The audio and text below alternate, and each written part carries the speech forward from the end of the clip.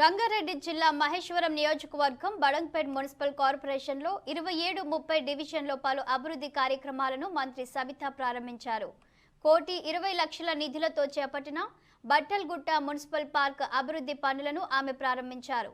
ఈ సందర్భంగా మంత్రి మాట్లాడుతూ పార్కు మధ్యలో చారిత్రాత్మకమైన బుర్జు అతి పురాతనమైనదని అన్నారు. స్థానిక ప్రజలు మున్సిపల్ అధికారులు పార్కును కాపాడుకోవాలని సబితా కోరారు. ఈ కార్యక్రమంలో బడంగ్పేట్ మేయర్ పారిజాత, డిప్యూటీ మేయర్ శేఖర్, కార్పొరేటర్లు భీమిడి స్వప్న, తోట శ్రీధర్ పాల్గొన్నారు. పార్కును కాపాడుకోవాల్సిన బాధ్యత కూడా స్థానికంగా ఉన్న ప్రజలందరికీ ఉంటుంది. ఇది చారిత్రాత్మకమైన కట్టడం కూడా ఇక్కడ ఉంది ఈ రోజు. కాబట్టి ఈ కార్యక్రమంలో ఈరోజు బట్టేల్గుట్ట అనేది మన మున్సిపల్ శాఖలో ఉన్న బుక్లో కూడా దాన్ని ప్రింట్ చేయడం జరిగింది. అంటే అంత బాగా వచ్చింది పార్క్ అని కూడా.